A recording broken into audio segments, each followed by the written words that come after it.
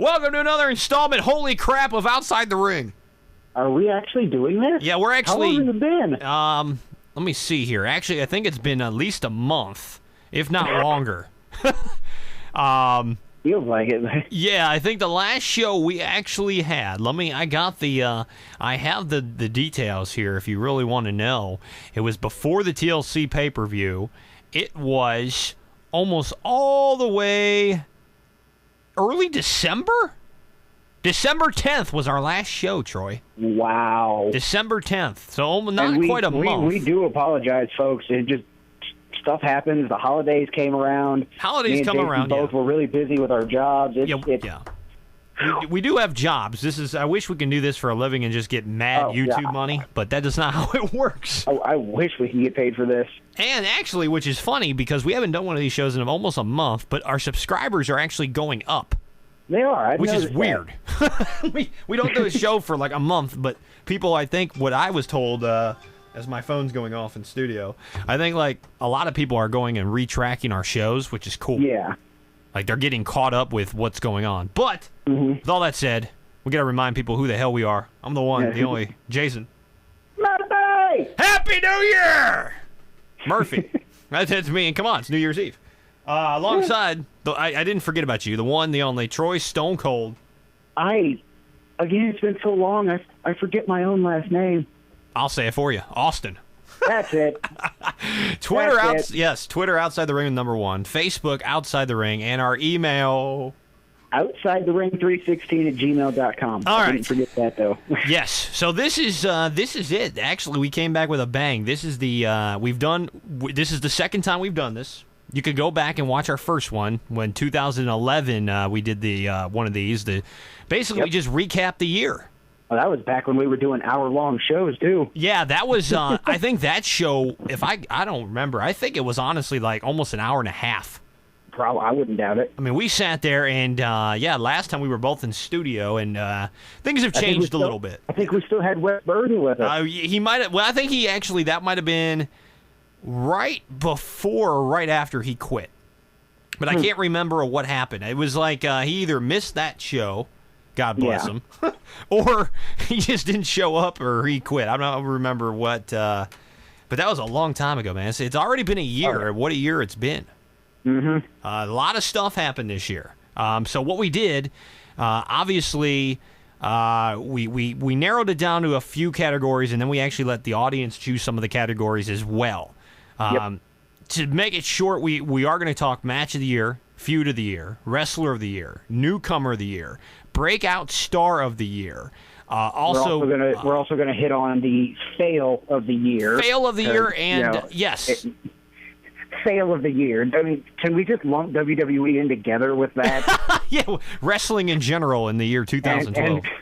Oh, jeez. And also biggest surprise of the year. But let's say we start.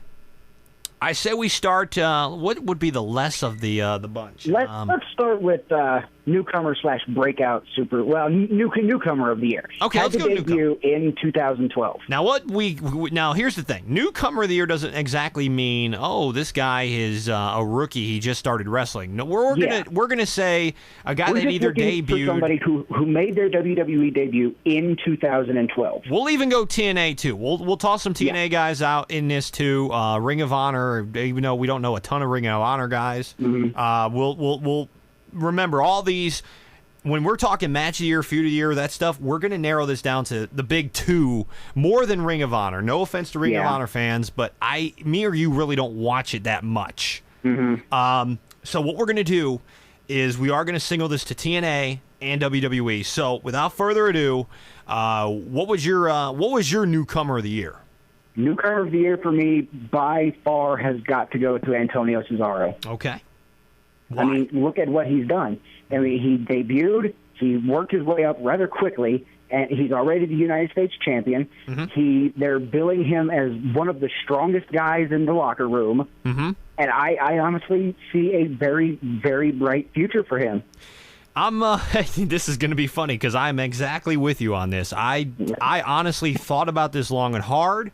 I can't think of another guy in either company that made more of an impact in their first year, and I don't even think he was there even half a year, correct? I think he won the United States title within his first 4 months of being there. Yeah, and I think his gimmick is starting to catch over with the fans because at first it was kind of like he wasn't really.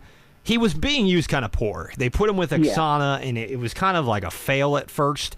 But then when they actually dumped with her and just went with him solo, and he kind of took off after that. Oh, definitely. His mic skills have gotten a little bit better. And honestly, this wasn't much of a competition with him because I'm looking at some of these guys that debuted, and there was no one even close to had the success he did. No one entertaining either. It was kind of a bad year when you talk about like guys that debuted. Really? The only other guys I would say would be the Shield. The Shield, yeah. But they weren't around long enough, and they haven't won gold yet. So yeah, they've only had one, maybe two actual matches. And yeah, and their match at TLC, which we didn't ever talk about because we didn't do a review of TLC, was phenomenal. It was a really good match, though. It was a outstanding match, and considering Kane and Ryback were in the match as well, I thought it was actually it was way better than I thought it was going to be. Oh yeah. There's another guy, Ryback. I'll tell you. Here's the thing with Ryback, though. He was with Nexus, so. I don't know. Honestly, I almost forgot about Ryback. I'd put Ryback up there with Antonio. Now, the only thing with Ryback, again, he got the push of a lifetime in 2012. Yeah. And also, with Ryback, he already had a shot at Skip Sheffield with the Nexus. Yeah. Now, granted, this gimmick's a lot better. Oh, definitely. It's caught fire. He's over. It's going to be close. I'd still go with Antonio, but I'd put Ryback ahead of the Shield. He's had a way bigger year. A lot of people would probably say Ryback. I just think in the long run, I think Antonio's going to be better off than Ryback. Yeah. And maybe that's just my opinion. I don't know. I just see him more of a monster heel, and I see Ryback as a fad. I think Ryback's going to be great for like a couple years, and he's going to start dying down like a lot of the big guys do. Yeah. My opinion. We could be totally wrong. No, I completely agree with that. But, so there you go. Yeah, moving on, we've got, what do we want to do next? Well. Breakout Superstar of the Year. Okay. Now, Breakout, what we're talking about, Troy. We're talking about a guy that just had a great year. Basically, who do we think shined the brightest this year? Well, we both know where we're going with this. I'll let you go first since I'm pretty sure we're both on the same page. To make things interesting, I have two. Really? Yeah, I have two. And this one's really hard for me to figure out which one I want more. But I'm probably going to I'll go with number 2, and I'm talking a close behind, Austin Aries. Yeah, I thought Austin Aries definitely. Yeah, I think he had a year where he was really an X Division guy. And then he got a huge push, and nobody thought he was going to win the world title against Bobby Roode. And he did. He won the match, and honestly had a great title run. Should have been longer, my opinion. But I think he is a close second to the winner, in my opinion, Dolph Ziggler. Oh, yeah. Yeah, Dolph Ziggler by far was breakout star of the year. Yeah. The guy won Money in the Bank. He broke away from that terrible tag team with him and Jack Swagger. I almost forgot his name. Well, Swagger left, so Ziggler kind of was forced to do that. Plus, he's distancing himself from Vicky. Another good thing.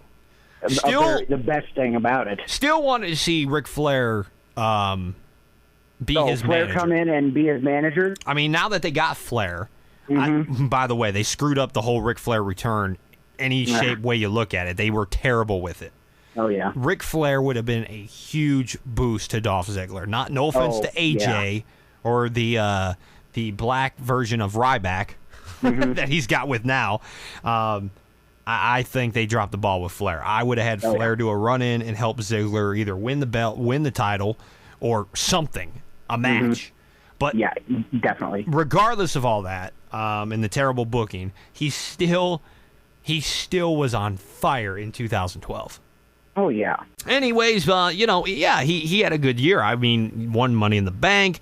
He, shocking enough, and I remember you saying this last year during this time, Dolph Ziggler would be a champion in 2012, and it looks like he's not going to be.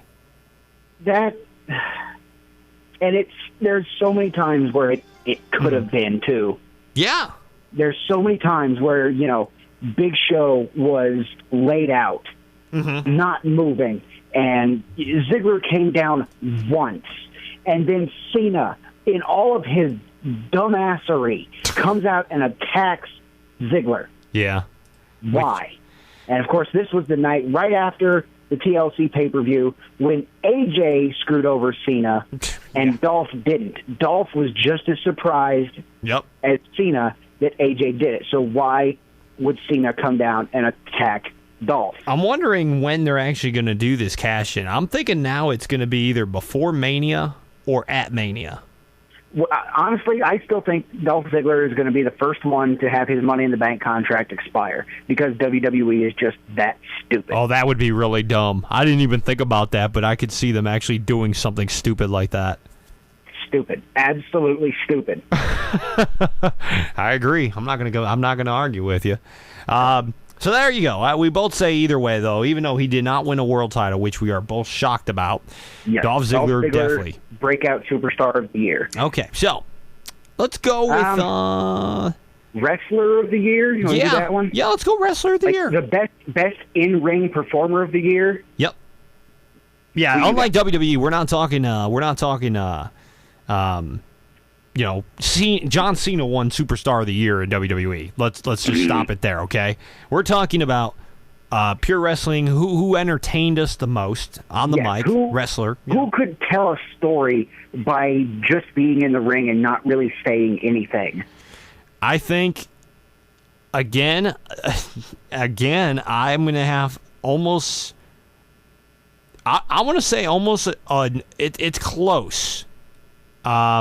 Again, maybe I am an Austin Aries fanboy. I put Austin Aries at number 2, and I put CM Punk number 1.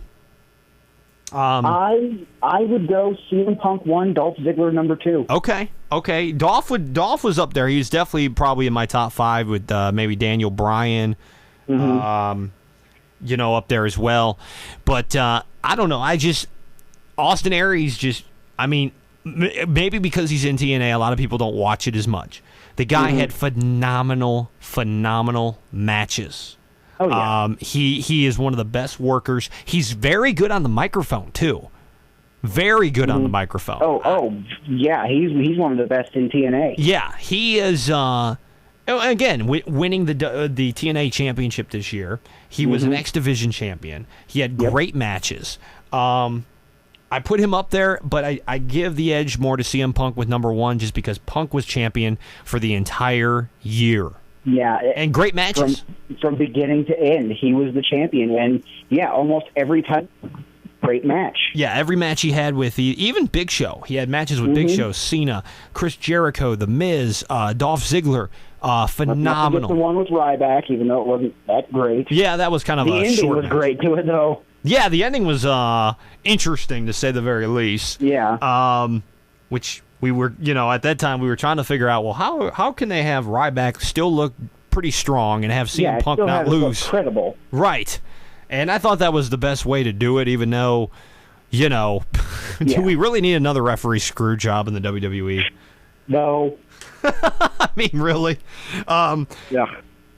I agree with you, though. I think it's... And then... what do we want to do next? Biggest surprise of the year? Sure. Yeah, let's go there. I honestly say, well, I've got one of two. All right. Go ahead. Is the ending to that Ryback CM Punk match. Because we haven't seen anything like that in forever. It's been a while. It took me completely by surprise. I watched it. I was like, am I watching WWE? Did I just see a referee low blow a wrestler? Yeah, it was interesting. For no reason? Yeah, it was. Yeah, and I think it was interesting that they did that. And now looking back, we all should have saw it coming because we saw who the referee was. Yeah. Well, we didn't know who he was at the time. Well, we did because a couple months earlier, he was in the ring with AJ and them. And remember, because what happened? CM Punk's foot was on the rope. Remember that? And Brad Maddox was. So we kind of remembered him, but they did a good job because it was like a month or two later they did the screw job. So you almost forgot about him. Yeah. And honestly, I didn't. Until he low blowed him and I got a good shot of him, I said, "Oh, that's that guy." Mm-hmm. That guy. Yeah. What would be your other one? My other one was Dean Ambrose, or even just the Shield in general, finally making their main roster debut. It was it was talked about for a long time, especially with Ambrose. Mm-hmm. And he finally debuted. It was like I almost forgot who he was. Oh, I know. I will remember who he was. Yeah. But it still just blew me away to see those three guys. Well, not so much Roman Reigns, because right. I really didn't even know who the guy was before this. But he's fit in pretty well with the group. He then come out and just lay the smackdown on Ryback. Yeah, they like 3 times I think Ryback got powerbombed through a table. And that's another one of the other surprise. Well, not really biggest surprise, but. Mm-hmm. Ryback actually took that beating. He didn't pull off like a Cena comeback with him. Yeah, he took it like a boss. He laid out. Yeah. Hell, in the TLC match when I think Ryback got powerbombed in there, I believe. Something happened to Ryback and he laid out for quite a damn while. Mm-hmm. So yeah, you can't say Ryback doesn't sell. Really? He does sell. No, better than Cena. He does. I was just gonna say that. What do you got for your biggest surprise of the year? I'll tell you what. One of mine, and I don't know, this might be. I have a couple. Okay. A number two for me. Del Rio's face turn. That kind of came out of nowhere. Yeah.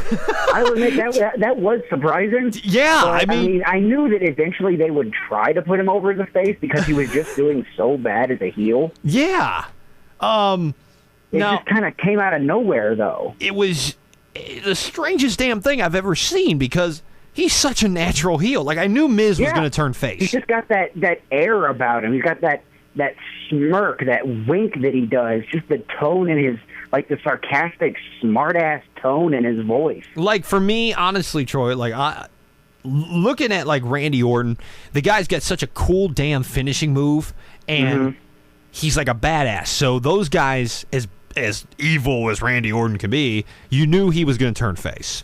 The Miz, with his kind of Chris Jericho kind of style, you knew he was going to turn face. Oh, yeah. But Del Rio shocked me. Now, I get it. Ray's getting older. Sin Cara, let's be honest, he gets hurt a lot. You need a guy, you need a Mexican star that can go overseas. And even as a heel, I mean, he did, sell the whole luchador Mexican wrestling kind of thing. But him as a face, I think it's more popular with the fans over there. Dare I say? It probably is. I wouldn't doubt that it is. Something had to be said. I mean, to turn this guy face, that was one of my big shocks of the year. Now, my number one, well, actually, I have two.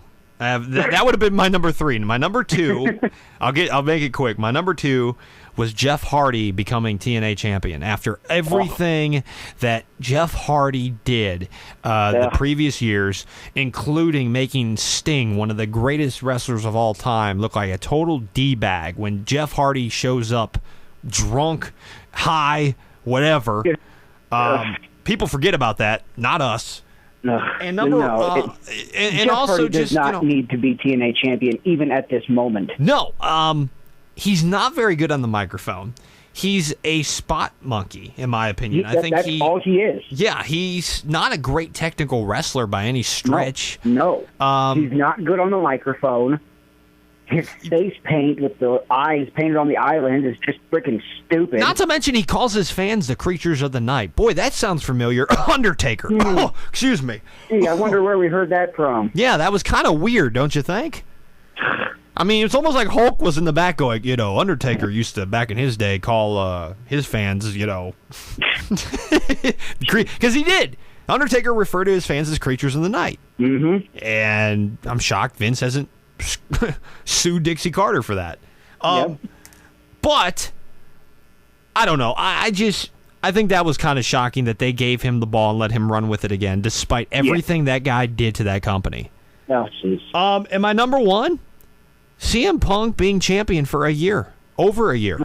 Just to see that there's a champion that they're not hot potatoing around the belt anymore. Period. Exactly. That's exactly it. I can't believe that the WWE in this day and age gave a guy as good as CM Punk is the title for that long. Mm-hmm. Shocking. To me, that's shocking. Yeah, I mean, it was just shocking to me that CM Punk held the title in this day and age that long. Over 400 days. You never hear of that anymore. No, you really don't. All right, so, anything else you want to add to the what topic were we on? What were we on? Oh, surprise of the year. Surprise. The biggest surprise of the year. How about the fail of the year? The fail of the year, for me, easily, by far, Lord Tensai. Yeah, Albert. They brought him in as this tremendous, unstoppable powerhouse against John Cena. Yeah. And he got a few wins over Cena and then just trailed off. Now he's like jobbing on Zack Ryder and Santino. He's jobbing. I mean, at the Slammies, they made Santino make this big powerhouse of a man look like a fool with that ice bag taped to his head. Just quit already. Go back to Japan. he was more respected in Japan. He was. It was terrible. I agree with you. That was probably my number two. My number one, without question. Without any doubt in my mind, as soon as I saw this topic, I knew exactly what I was going to pick. Santino Marella as United States champion for as long as he was in 2012. Oh, my God. When Antonio beat him, I thought, I couldn't have been happier. I mean, I was damn happy when he won that match. Because I thought it wasn't even close he was Santino. People can say he's a good wrestler without the gimmick. Whatever you want to say, that's fine. But that character, as of right now, he's nothing but a joke. Now he's not even really wrestling anymore. No, he's just comedy relief now. That is the biggest fail of 2012 for me, was having him as United States champion. You look at some of the champions like Stone Cold Steve Austin, Bret Hart, Ricky Steamboat, just to name a few. It's ridiculous. Ric Flair. Then you got Santino Marella. Also, you could also say another biggest fail of the year was the WWE Universe naming John Cena, voting for John Cena as Wrestler of the Year. Yeah, that was a fail. I mean, out of all the guys that was up there, CM Punk, Big Show, Sheamus, there was a few other ones, but those were like the big ones, I think. I would have rather seen Big Show than John Cena, because at least Big Show won. It makes no sense. John Cena was on one of the biggest losing streaks in his career this year. Yeah, he won nothing. He didn't. He's went an entire year without a title. He won Money in the Bank and lost. That was the biggest thing he won was Money in the Bank. How do you get Superstar of the Year going an entire year without winning a title, being on multiple losing streaks in the year, and being the first person to cash in your Money in the Bank briefcase and lose? I know. It made no sense. Can we please see a heel turn for this guy in 2013? Please? Please. I mean, I don't care. I mean, they got to do something, Troy. But this is I know this is a year in review show. It's not like a Rant Cena show. We could do another 3 hours on why John Cena he needs a heel turn in the worst way. Oh yeah, we could do a 3-hour show on what we would like to see in 2013. Yeah, that would be maybe next week. We could do that. Maybe next week, yeah. But anyways, moving on to one of our last two categories, feud of the year. Now, I don't know about you, but it's too hard to pick just one. Name what would be. I'll try to do feud of the year, and I'll try to single mine down to one. But go ahead and go ahead. You name them. You name them, and we'll talk about them here. For me, it's a tie between Triple H and Undertaker, Yep. John Cena and CM Punk, Yep. John Cena and The Rock, Yep. and I can't remember my fourth one. Well, if you go TNA, you got Bobby Roode and Austin Bobby Aries, Roode probably. and Austin Aries. That was the one. Yeah. Yep.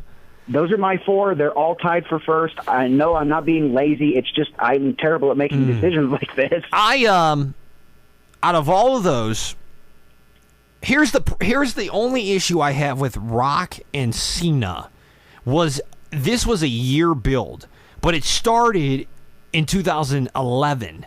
Mm-hmm. So by the time 2012 hit, we only had like 2 months before the match. Now, if you're talking the most hype for a match, it was definitely Rock Cena, my opinion. Yeah. Just because it was built for a year, they actually did a very good job with the build. And by the time the match happened, you were so pumped up to see who won. I know I was. I had no clue who was going to win. We talked about that last year. Yep. Matter of fact, I think at the end of the 2011 show, we talked about what we were looking forward to the most, and it was Rock Cena, who was going to win. That, if you go off that, it was still a very heated feud in 2012, even though we only saw about 3 months of it. Yep. Triple H Undertaker was very well done. Very well done. You also said Cena and CM Punk.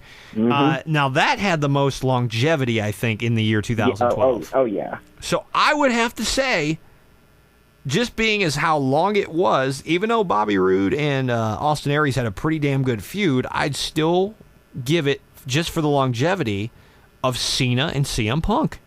Yeah. Yeah, that's true. But again, I just can't bring myself to narrow it down to one. I'm going to make it even harder on you, Troy. What about Daniel Bryan, CM Punk? What about Chris Jericho and CM Punk? And that was... Stop it. Just stop it. You're making it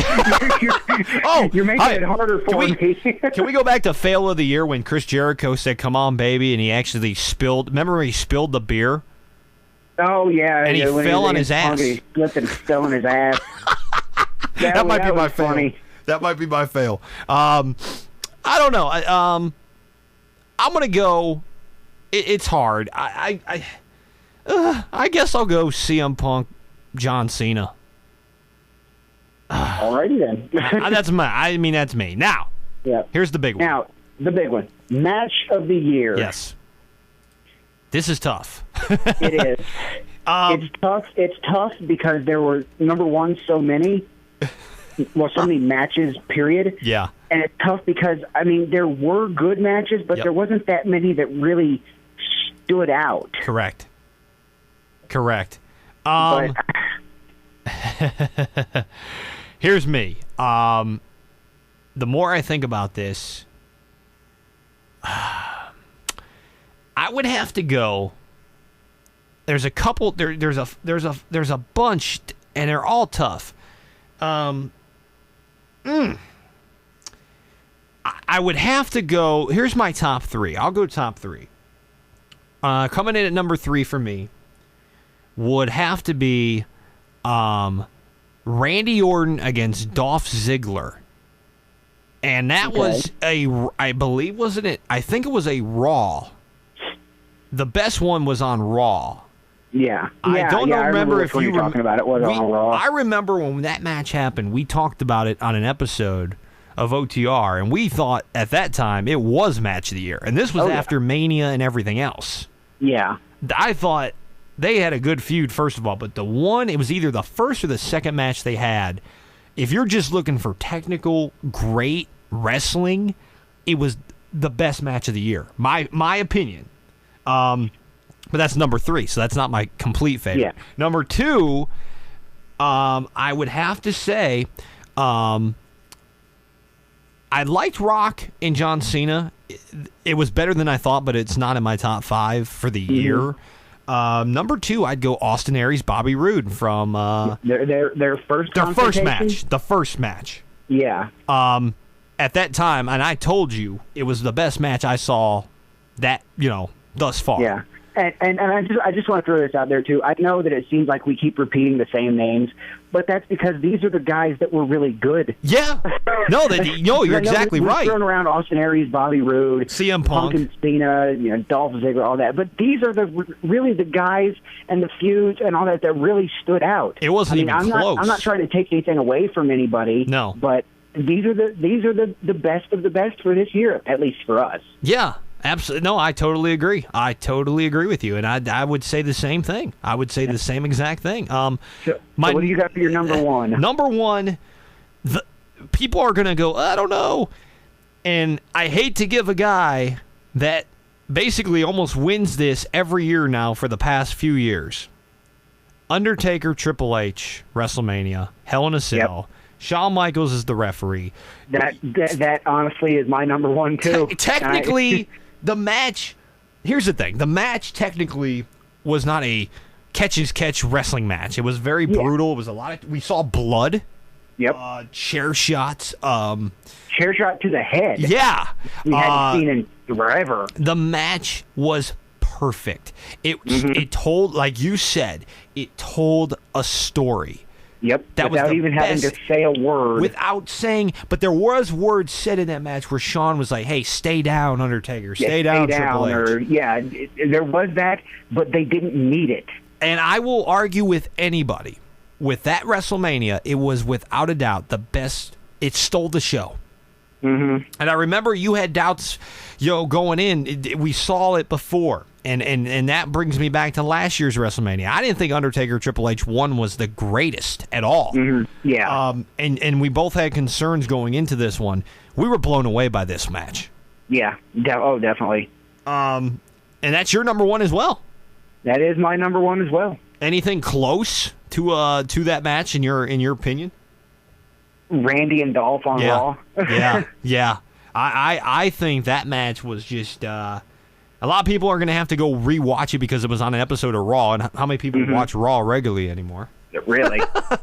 But there you go, 2012. I guess we could end the show after we say this one thing. What if you could narrow it down to one thing in 2013, just one, what would it be that you want to see in 2013 from either company?